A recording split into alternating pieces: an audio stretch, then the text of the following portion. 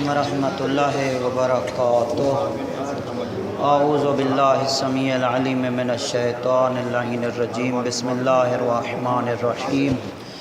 الحمد للہ رب العالمین والعاقبۃ للمتقین وجنۃ للموحدین والنار للمعاندین، ثم الصلاۃ والسلام التحیۃ والاکرام علی النبی الامی المکی المدنی القرشی الابتہی العربی السراج المضی والکوکب الدوری صاحب الوقار والسکینہ المدفون بعرض المدینہ الرسول المسدد والمصطفى الامجد والمحمود الاحمد حبیب الہ العالمین ابی القاسم محمد۔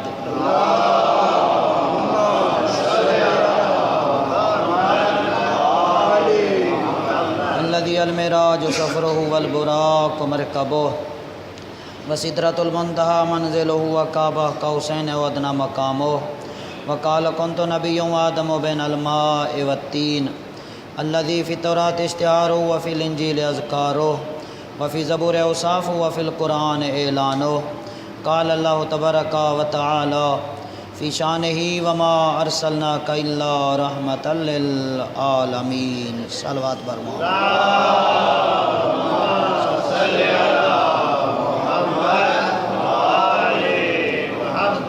اما بعد فقد قال اللہ تبارک وتعالی فی کتاب المجید وفرقان الحمید۔ بسم اللہ الرحمن الرحیم۔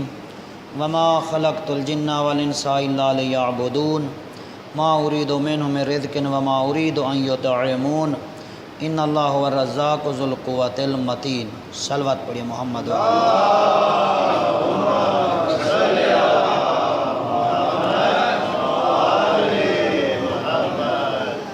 عزیزان گرامی، پروردگار عالم نے سورہ الذاریات میں یہ ارشاد فرمایا کہ میں نے جن اور انسانوں کو ایک ہی مقصد کے لیے خلق کیا ہے، وہ یہ ہے کہ اپنے رب کو پہچان کے اس کی اطاعت میں زندگی گزاریں۔ لہذا جب اپنے رب کو پہچان لیں گے، یقیناً پھر اسی کا کہنا مانیں گے، اسی کے آگے جھکیں گے، اسی سے ہی مانگیں گے، اسی کے سامنے ہی اپنے آپ کو محتاج سمجھیں گے۔ اس لیے کہ خدا کی اوصاف میں ایک صفت یہی ہے کہ جب آپ نماز پڑھتے ہیں تو نماز میں آپ سورہ توحید کی بھی تلاوت کرتے ہیں، تو سورہ توحید کی تلاوت کرتے ہوئے آپ کیا کہتے ہیں کہ قل هو اللہ احد اللہ الصمد، یعنی وہ اللہ جو احد ہے، وہ احد ہونے کے ساتھ ساتھ صمد بھی ہے، یعنی وہ محتاج نہیں، میں محتاج ہوں۔ صلوات پڑھیے محمد و آل محمد۔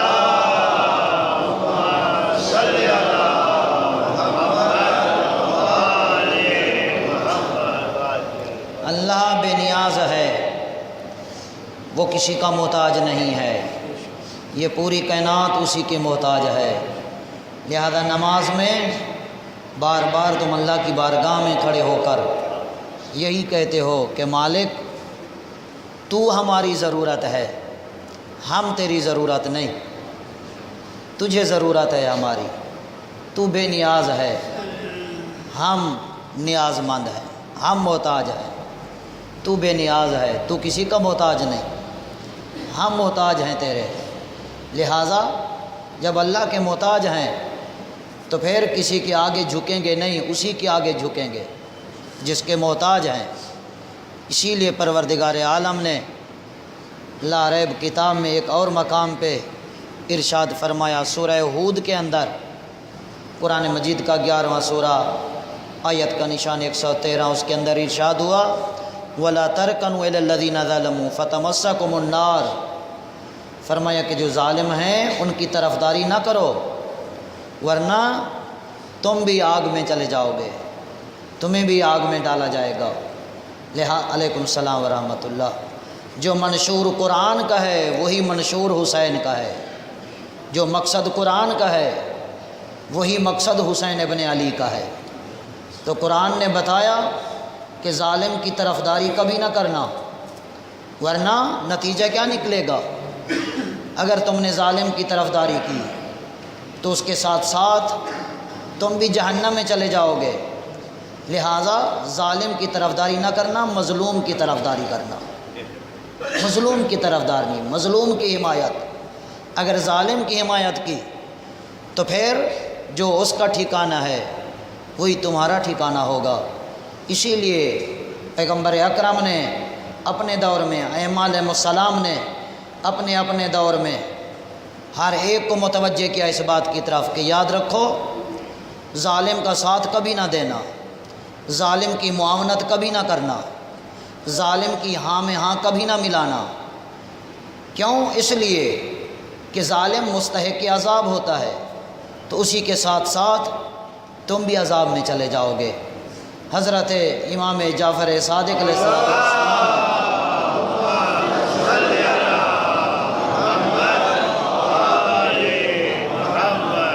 ایک دفعہ اپنے چاہنے والے سے یہ کہا کہ تم فلاں آدمی کے ساتھ نہ بیٹھا کرو۔ کہنے لگا مولا وہ تو میرا رشتہ دار ہے، میں اس کے ساتھ کیوں نہ بیٹھوں؟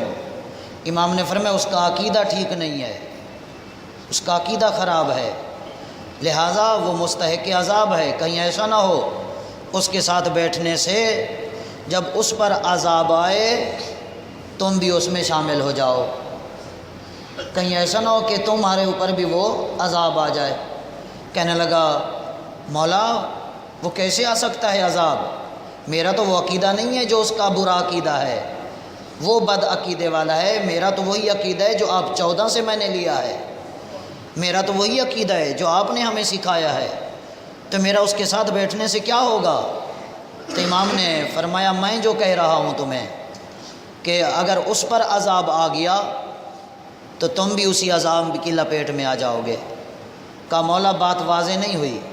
امام نے پھر دلیل دی، امام نے فرمایا موسیٰ کلیم اللہ کا ایک ساتھی تھا اور اس کا جو باپ تھا وہ فرعون کا طرفدار تھا، اور ہوا کیا؟ فرمایا کہ جب موسیٰ نے ہجرت کی تو وہ موسیٰ کا جو ساتھی تھا وہ بھی نبی کے ساتھ ساتھ، موسیٰ کے ساتھ ساتھ، لیکن اس نے سوچا کہ کیوں نہ ہو میں جا کے اپنے باپ کو نصیحت کروں، اپنے باپ کو سمجھاؤں جو فرعون کا طرفدار تھا۔ یعنی ایسا بھی ہوتا ہے کہ بیٹا نبی کا طرفدار اور باپ دشمن نبی کا طرفدار۔ اب باپ ادھر ہے فرعون کا طرفدار ہے، بیٹا نبی کا ساتھی ہے، تو بیٹے نے سوچا کہ کیوں نہ ہو میں جا کے باپ کو سمجھاؤں۔ اب موسیٰ تو اپنے ساتھیوں سمیت دریا سے بحر چلے گئے، ان کے لیے دریا نے راستہ دے دیا، اور فرعون جب وہ آیا تو وہ دریا میں غرق ہو گیا۔ تو اسی میں کیا تھا؟ یہ بیٹا نبی کو چھوڑ کر گیا اپنے باپ کو سمجھانے کے لیے جو فرعون کا طرفدار تھا، سمجھا رہا تھا۔ اسی دوران جب وہ چلے تو وہ بھی ساتھ چلا، نتیجہ یہ نکلا کہ جہاں باپ غرق ہو گیا وہ بھی ساتھ غرق ہو گیا۔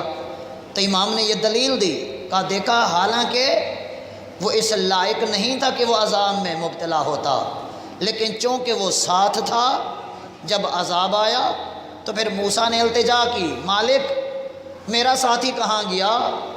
تو اللہ نے فرمایا وہ میری جائے رحمت میں ہے، وہ میری جائے رحمت میں ہے، میری رحمت اس پر نازل ہے، وہ عذاب میں مبتلا نہیں ہے، لیکن چونکہ اس کے ساتھ تھا تو اسی وجہ سے وہ بھی غرق ہوا ہے۔ صلوات پڑھیے محمد وعلی محمد۔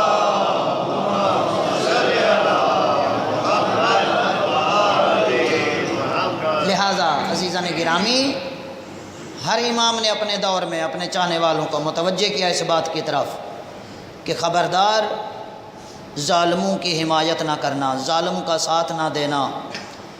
خود امام موسیٰ کاظم علیہ السلام نے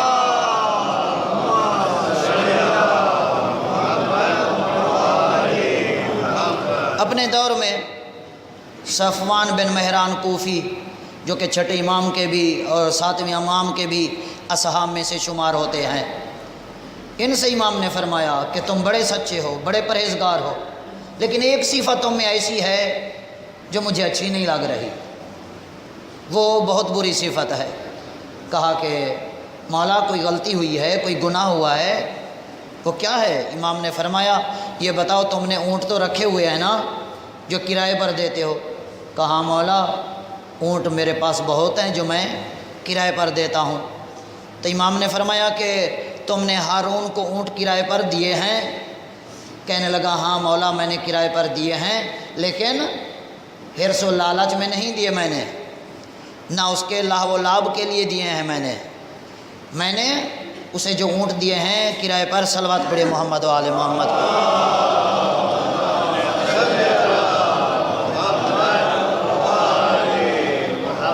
یہ مرحومین کے لیے ایک سورہ فاتحہ کی التماس ہے جو بعد میں پڑھائی جائے گی، بارے دیگر صلوات۔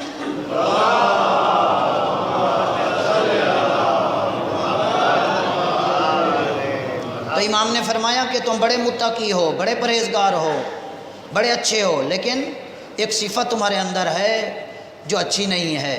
کہا مولا وہ کوئی نیا گناہ، کوئی سرزد ہوا مجھ سے، کوئی غلطی ہو گئی؟ امام نے فرمایا کہ تم نے جو اونٹ رکھے ہوئے ہیں کرائے پر تو دیتے ہو؟ کہا مولا ضرور دیتا ہوں۔ تو اس کے ساتھ امام نے پھر اسے یہ ارشاد فرمایا کہ تم نے ہارون کو اونٹ دیے ہیں کرائے پر؟ کہا مولا دیے ہیں، لیکن حرص و لالچ میں نہیں دیے، لاہ و لاب کے لیے نہیں دیے، میں نے اس کی سیر و شکار کے لیے نہیں دیے، چونکہ وہ حج پہ جا رہا تھا، حج کے لیے میں نے اسے اونٹ کرائے پر دیے ہیں، اور میں خود بھی ساتھ نہیں گیا اونٹوں کے، میں نے اپنا غلام بھیجا ہے، وہ گیا ہے اونٹوں کے ساتھ۔ تو امام نے فرمایا کہ یہ بتاؤ تمہارے دل میں یہ خواہش تو ہے نا کہ تم اسے کرایہ لوگے؟ کہا مولا بالکل کرایہ لوں گا۔ کہا کہ جب تک کرایہ تیرے ہاتھ میں نہیں آ جاتا، ہارون اور اس کے خاندان کی زندگی کی تمنا تو کر رہے ہو نا، تاکہ وہ زندہ رہیں اور تمہیں کرایہ ملے۔ اگر ہارون اور اس کا خاندان زندہ نہیں رہے گا تو ظاہر ہے تمہیں کرایہ نہیں ملے گا۔ کہا مولا بالکل دل میں یہ خواہش تو ہے۔ فرمایا یہی ظالم کی زندگی کی تمنا کرنا یہی سب سے بڑا گناہ ہے۔ صلوات پڑھیے محمد و آل محمد۔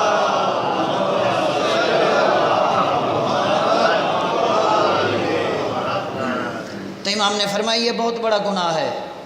کہا اچھا مولا بس میں معذرت چاہتا ہوں۔ جیسے وہ ہارون واپس آیا، اس کے اونٹ اسے ملے، اس نے سارے اونٹ بیچ ڈالے۔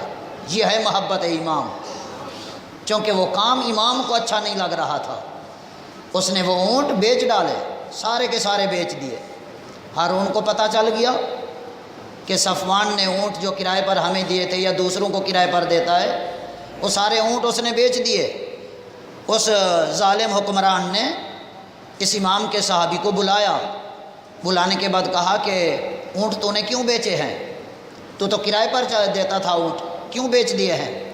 تو دیکھیں یہاں ظالم کے ظلم سے بھی بچنا ہے۔ یہاں اس نے اپنا وہ توریہ استعمال کیا، وہ تکیہ استعمال کیا۔ ایک مرتبہ کہنے لگا چونکہ میں بوڑھا ہو چکا ہوں، میں اونٹوں کے ساتھ جا نہیں سکتا اور غلاموں پر مجھے اعتماد رہا نہیں ہے، اس لیے میں نے اونٹ بیچ دیے ہیں۔ اور اس نے کہا نہیں، مجھے معلوم ہو رہا ہے، مجھے محسوس ہو رہا ہے وہ یہ کہ تو نے موسیٰ کاظم کی محبت میں آ کر اس کے کہنے کی وجہ سے تو نے اونٹ بیچ دیے ہیں۔ کہا نہیں، میں نے خود ہی بیچ دیے ہیں، اس لیے کہ مجھ سے سنبھالے نہیں جاتے، اس لیے میں نے اونٹ بیچ دیے ہیں۔ تو اس نے کہا اگر تیری ہم نشینی نہ ہوتی میرے ساتھ تو شاید میں تمہیں قتل کرا دیتا۔ تو دیکھیں یہ ہے حقیقت میں محبت امام، چونکہ وہ ایک فعل امام کو اچھا نہیں لگ رہا تھا تو اس نے کہا بھلے سادہ زندگی گزرتی ہے گزر جائے، لیکن میں زندہ رہ کر امام کو ناراض نہیں کر سکتا۔ یہ ہے اطاعت امام، یہ ہے محبت امام۔ عزیزان گرامی، بس اسی لیے ہر امام نے اپنے دور میں یہی درس دیا کہ ظالم کی حمایت کبھی نہ کرنا، ظالم کا ساتھ کبھی نہ دینا۔ اسی طرح زیاد بن ابی سلمہ ہے، یہ بھی اسی دور میں ہے، ساتویں امام کے دور میں۔ امام نے اس سے بھی اسی طرح کی بات کی۔ تو یہ وہ شخص تھا کہ حکومت کر رہا تھا، اس عہدے پر فائز تھا، یعنی حکومت کے اندر تھا، اور امام نے اسے بتایا کہ میں نے سنا ہے تم حکومت کے اندر ہو، حکومت کا عہدہ تم نے سنبھالا ہوا ہے، کوئی ایسا منصب ہے جس پر تم خود فائز ہو؟ کہا مولا کیا کروں، اس کے علاوہ گزارا ہی نہیں ہوتا، معیشت ہی نہیں چلتی، اس کے علاوہ چھوٹے چھوٹے بچے ہیں، کروں تو کیا کروں؟ تو امام نے ایک جواب دیا۔ امام نے فرمایا کہ سنو دیکھو، اگر مجھے یہ کہا جائے کہ تمہیں پہاڑوں کے اوپر سے گرانا ہے اور میں پہاڑوں کی چوٹی سے گروں، میرا جسم چور چور ہو جائے، وہ تکلیف برداشت کرنا میرے لیے آسان ہوگا، لیکن ظالم حکومت کا کوئی عہدہ سنبھالنا یہ میرے لیے بہت مشکل ہے۔ امام نے فرمایا ٹھیک ہے، مجبور ہو تم، چھوٹے بچے، اس کے علاوہ کوئی کاروبار نہیں ہے، کوئی روزگار نہیں ہے، کوئی چارہ نہیں ہے، تو امام نے فرمایا پھر شرط یہ ہے کہ تمہاری نیت یہ ہونی چاہیے کہ میں حکومت کے عہدے میں رہ کر مومنوں کا قرض ادا کروں گا، جو مومن قید میں ہوں گے ان کی رہائی دلاؤں گا اور مومن کا کام کروں گا۔ فرمایا ان 3 نیتیں دل میں رکھ کر تب تم اس عہدے پر فائز رہ سکتے ہو۔ صلوات پڑھیے محمد و آل محمد۔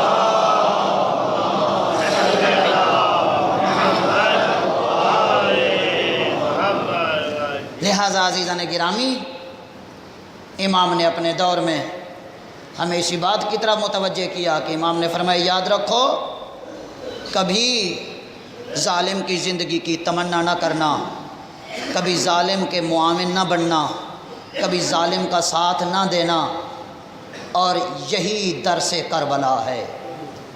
کربلا آج بھی یہی پیغام دے رہی ہے، کربلا کی صدائیں آج بھی ہمارے کانوں سے ٹکرا رہی ہیں کہ ظالم کو ظالم کہنا ہے، مظلوم کو مظلوم کہنا ہے، ظالم کے ظلم کو دبانا نہیں، ظالم کے ظلم کو اجاگر کرنا ہے، ظالم کا ظلم لوگوں کو بتانا ہے تاکہ وہ بیدار ہو جائیں۔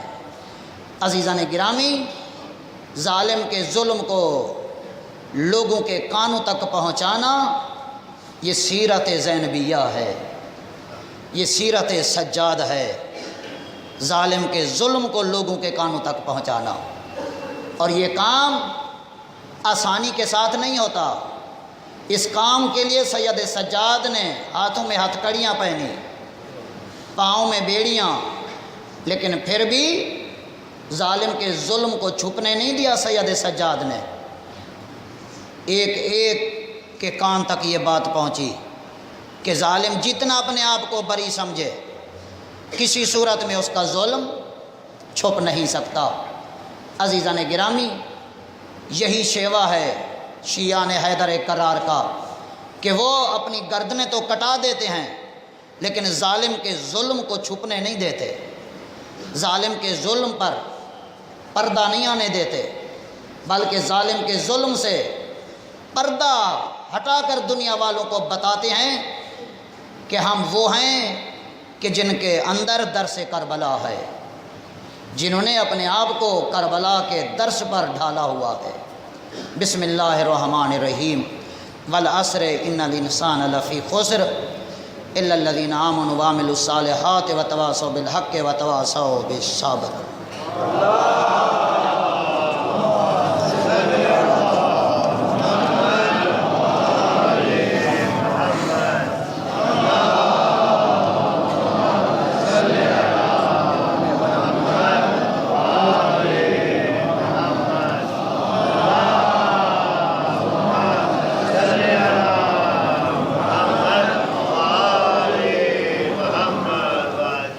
السلام علیکم ورحمۃ اللہ وبرکاتہ۔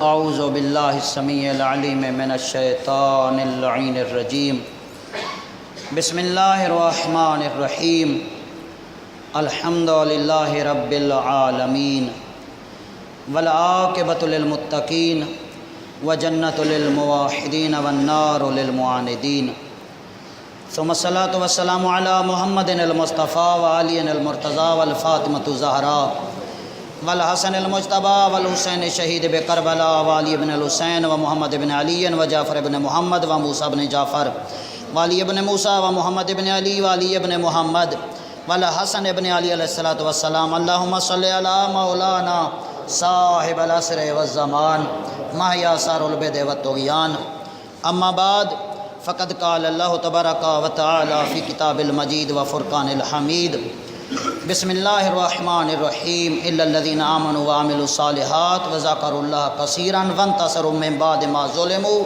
وسیعلم الذین ظلموا ای منقلب ینقلبون۔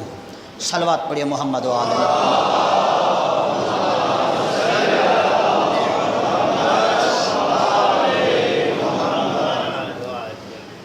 عزیزان گرامی، سورہ شعراء قرآن مجید کا 26واں سورہ اور اس کی آخری آیت 227 نمبر آیت میں پروردگار عالم نے یہ ارشاد فرمایا وَسَيَعْلَمُ الَّذِينَ ظَلَمُوا أَيَّ مُنقَلَبٍ يَنقَلِبُونَ، ان قریب ظالموں کو پتہ چل جائے گا ان کا ٹھکانہ کہاں ہے۔ دنیا چاہے جتنا ظالموں کی طرفداری کرے، لیکن جب چہلم کا دن آتا ہے، جب عاشور کا دن آتا ہے، ایک مرتبہ دنیا والوں کو پتہ چل جاتا ہے کہ ظالم کون ہے، مظلوم کون ہے۔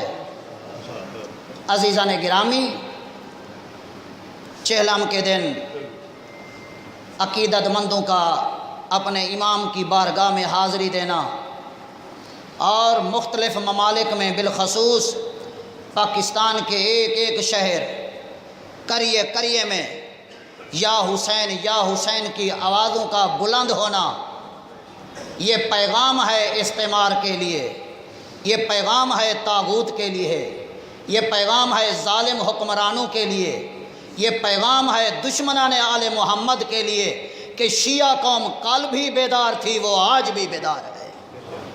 شیعہ قوم، یہ حسینی قوم، یہ اپنے دشمن کو پہچانتی ہے کہ ہمارا دشمن کون ہے۔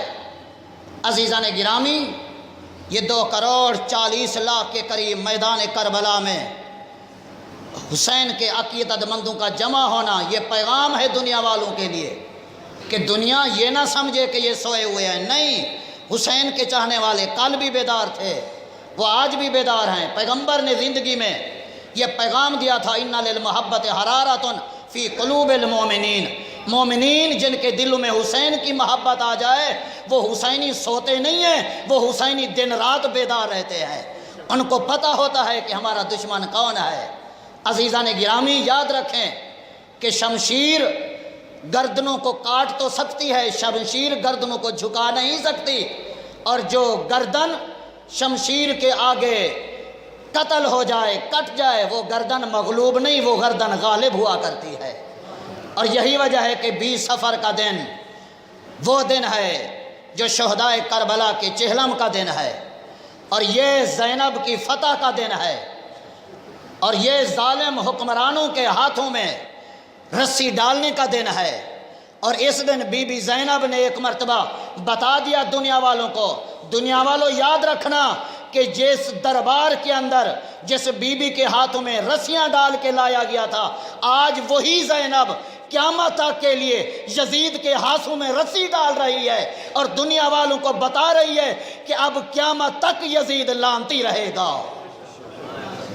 یہ بی بی زینب نے چہلم کے دن دنیا والوں کو بتا دیا۔ یہی شام تھا نا جس شام کے اندر تماشا دیکھنے کے لیے لوگوں کو دعوتیں دی گئیں، لوگوں کو بلایا گیا، وہی شام ہے جس شام کے اندر زینب نے بتا دیا اب ظالم اور باطل کے ہاتھوں میں رسی ڈالنے کا دن ہے۔ یہ چہلم کا دن دنیا والوں نے دیکھ لیا، یہ وہ دن ہے کہ جس دن اب مظلوم نہیں رہے گا، اب مظلوم کی آواز دنیا کے کونے کونے میں جائے گی، اب کردار زین بھی قائم رہے گا، دلوں پر حسین کی حکومت رہے گی۔ اب کوئی بھی جب تک زینب کے پیروکار، زینب کے عزادار رہیں گے، اب کوئی بھی یزید کا نام ادب سے نہیں لے پائے گا۔ کیوں؟ اس لیے اب قیامت تک کے لیے یزید کے نام کو ایسا گالی بنا کے رکھ دیا ہے زینب نے، اب دنیا والوں کو پتہ چل جائے گا کہ اب چاہے جتنا بھی یزید کے طرفدار دنیا میں آ جائیں، یاد رکھیں کبھی یزید کا نام اچھے لفظ سے کوئی نہیں لے گا، لیکن ہاں لبیک یا حسین کی صدا قیامت تک گونجتی رہے گی۔ لبیک یا حسین، لبیک یا حسین، لبیک یا حسین، لبیک یا حسین، لبیک یا حسین، لبیک یا حسین۔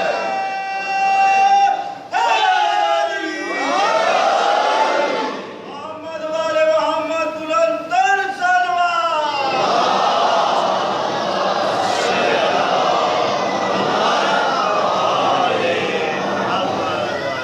عزیزان گرامی، بس وقت ختم ہو گیا، لیکن جو عورتیں شام کے اندر زینب کو پتھر مار رہی تھیں، آ گیا وہ دن وہی عورتیں ہزاروں کی تعداد میں، سینکڑوں کی تعداد میں آئیں زینب کو پرسہ دینے کے لیے۔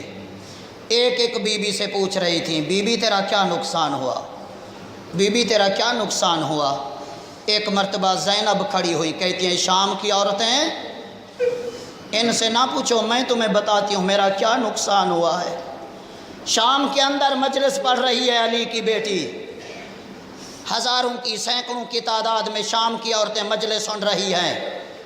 کہتی ہیں شام کی عورتیں میں مدینے سے چلی کربلا میں آئی، 2 محرم کو میں کربلا پہنچی، 7 کو میرا پانی بند ہو گیا، 10ویں کی رات آئی، چھوٹے چھوٹے بچے خالی جام ہاتھ میں، کبھی غازی کے خیمے میں کبھی اکبر کے خیمے میں جاتے رہے۔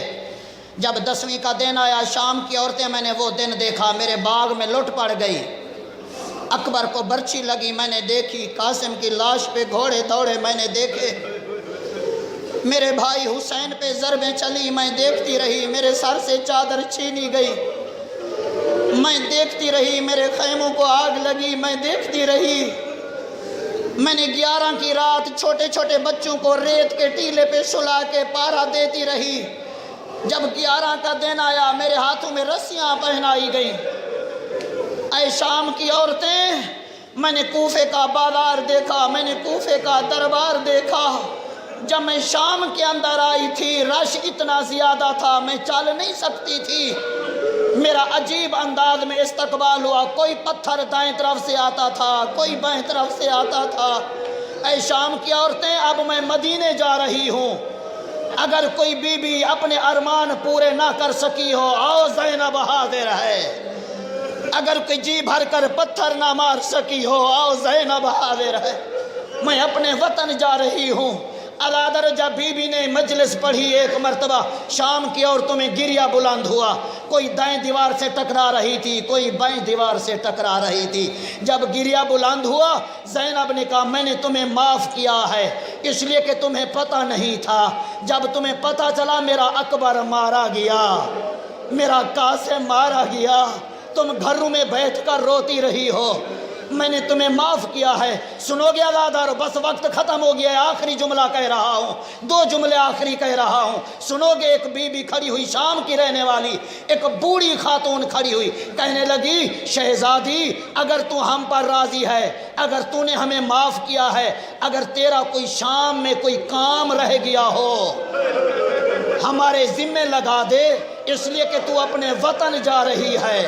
یہ سننا تھا۔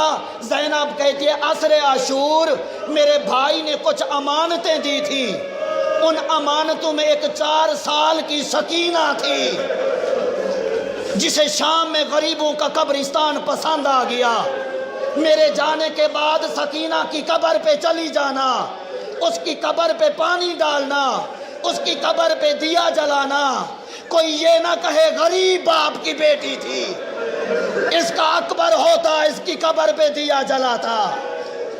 اجرکم اللہ اجرکم اللہ۔ ایک اور عورت کھڑی ہوئی شام کی رہنے والی کہتی ہے بی بی اگر تو ہم پہ راضی ہے آج کچھ مانگوں عطا کرے گی؟ زینب کہتی ہے مجھے غریب نہ سمجھ، جو مانگنا ہے مانگ، مجھے غریب نہ سمجھ۔ کہتی ہے بی بی جب پہلی مرتبہ بازار میں سر آئے تھے رش زیادہ تھا، میں دیکھ نہیں سکی تیرا اکبر کتنا حسین تھا، تیرا قاسم کتنا حسین تھا، احسان کر منت لا، ایک مرتبہ سر اندر منگوا، میں دیکھنا چاہتی ہوں تیرا عین محمد تیرے کتنے حسین تھے، تیرا اکبر کتنا حسین تھا۔ اللہ ربی بی نے کہا سجاد بیٹا ذرا سر اندر بھیج دو۔ سجاد کہتے ہیں پھوپھی اماں جس کا سر آئے اس کی وارث بی بی کھڑی ہو جائے، سر لے کر سب کو دکھائے۔ بس رونے والوں آخری جملہ سن لو، حسین کا سر آیا، زینب نے اٹھایا، سب کو دکھایا، کہ شام کی عورتیں دیکھو میرا بھائی 3 دن کا پیاسا۔ عباس کا سر آیا، لبابا نے سر کو دکھایا، اکبر کا سر آیا، جب اکبر کا سر آیا لیلا کبھی دائیں گر جاتی ہیں کبھی بائیں گر جاتی ہیں، سر آتے رہے، بیبیاں دکھاتی رہی، آخر میں کوئی ایسا سر آیا، شام کی عورتیں کھڑی ہو گئی، اپنی اپنی گود پھیلائی، ایک عورت شام کی کہہ رہی تھی ارے اس کا سر میں اپنی گود میں لوں گی، اس کا سر میں اپنی گود میں لوں گی۔ یہ کس کا سر تھا؟ یہ علی اصغر کا سر تھا۔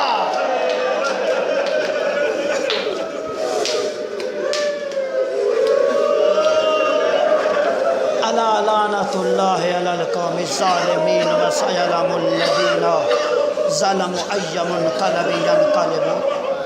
بسم اللہ الرحمن الرحیم، انا اعطیناک الکوثر فصلی لربک ونحر۔